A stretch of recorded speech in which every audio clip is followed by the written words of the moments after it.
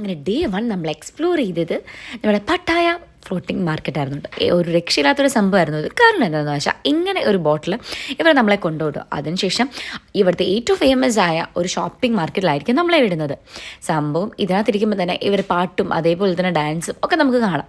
അതിനുശേഷം നമ്മൾ നേരെ വന്നത് ഈ ഒരു മാർക്കറ്റിലോട്ടായിരുന്നു. ഇവിടെ പ്രൈസ് കുറച്ച് അധികമാണെന്നൊക്കെ നമുക്ക് തോന്നും. പക്ഷേ ഈ ഒരു ഏറ്റവും അടിപൊളി എന്ന് പറഞ്ഞാൽ ഒരു അട്രാക്റ്റീവ് ആട്ടോ ഇത് സെറ്റ് ചെയ്തിരിക്കുന്നത്. നമുക്ക് ഒരുപാട് ഫോട്ടോസും വീഡിയോസും ഒക്കെ എടുക്കാൻ പറ്റുന്ന രീതിയിലാണ് ഈ ഒരു സംഭവം ഇവർ സെറ്റ് ചെയ്തിരിക്കുന്നത്. അതേപോലെ തന്നെ നമുക്ക് ചിലതൊക്കെ കാണുമ്പോൾ ചിരി വരും കേട്ടോ. നമ്മുടെ നാട്ടിൽ നമുക്ക് ഇത്രയും വില കൊടുത്തിട്ട് കിട്ടാത്ത സാധനങ്ങളൊക്കെ ഇവിടെ അടിപൊളി വില കൊടുത്ത് എന്ന് വെച്ചാൽ അത്യാവശ്യം നല്ലൊരു എമൗണ്ട് കൊടുത്തിട്ട് 2,000 റുപ്പീസൊക്കെ കൊടുത്തിട്ട് വേണം നമ്മൾ വാങ്ങിക്കാൻ.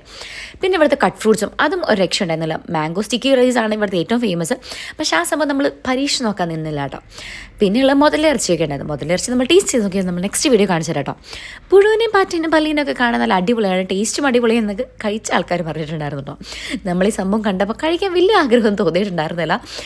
കാരണം എന്താണെന്ന് വെച്ചാൽ ഇതിൻ്റെ സ്മെല്ലും ടേസ്റ്റൊക്കെ അടിപൊളിയാണെന്ന് പറഞ്ഞാൽ പോലും നമുക്ക് എന്തോ പോലെ ഒരു സംഭവം അതുകൊണ്ട് നമ്മൾ ടേസ്റ്റ് ചെയ്തിട്ടുണ്ടായിരുന്നില്ല കേട്ടോ.